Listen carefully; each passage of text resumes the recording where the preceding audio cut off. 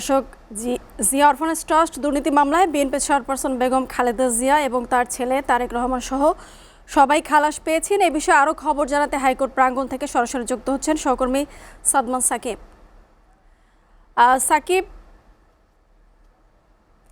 সাকিব, রায়ের বিষয়ে আপনার কাছে আর কি তথ্য আছে আমাদেরকে বিস্তারিত করে জানাবেন।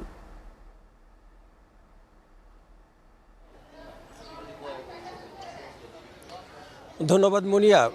বিগত তত্ত্বাবধায়ক সরকার থেকে শুরু করে আওয়ামী লীগের আমল পর্যন্ত বেগম খালেদা জিয়ার বিরুদ্ধে যে ৩৭টি মামলা করা হয়েছিল তার মধ্যে জিয়া অরফানেজ ট্রাস্টের দুর্নীতি মামলা ছিল সবচেয়ে আলোচিত মামলা। এই মামলার জন্য বেগম খালেদা জিয়াকে আদালতে কারাগারে পর্যন্ত যেতে হয়েছিল এবং তিনি ২ বছরেরও বেশি সময় কারাগারে ছিলেন।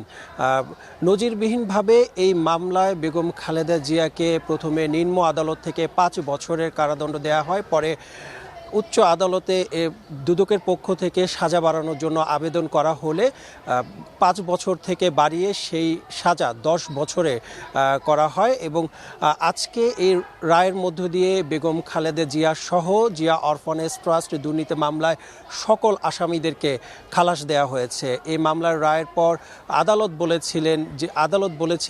বলেছেন যে এই মামলায় এই আসামিদেরকে যে সম্মানহানি করা হয়েছে এই রায়ের মধ্য দিয়ে তারা সেই সম্মান ফিরে পাবেন বলে আদালত জানিয়েছেন এবং আদালত বলেছিলেন যে প্রতিহিংসার বিদ্বেষমূলক এই মামলা করেছিলেন তৎকালীন সরকার।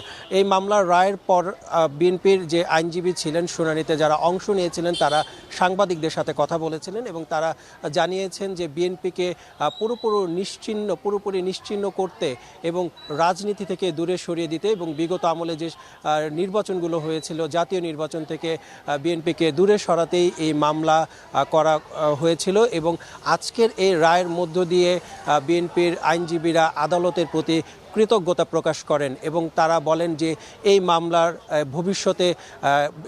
রায় ভবিষ্যতে যে মামলাগুলো হবে সেগুলোর জন্য রেফারেন্স হয়ে দাঁড়াবে। এবং এই মামলার রায়ের পর দুদকের পক্ষ থেকে আমাদের সাথে কথা বলা হয়েছিল। দুদকের আইনজীবী বলেছিলেন যে কোনো ধরনের তথ্য প্রমাণ তাদের কাছে নেই, এই কারণে এই মামলা থেকে আজকে বেগম জিয়া সহ জিয়া অরফানেজ ট্রাস্টের দুর্নীতি মামলার যে আসামি ছিলেন সবাইকে একসাথে খালাস দিয়েছেন আদালত। মুনিয়া। সাকিব, আপনার জন্য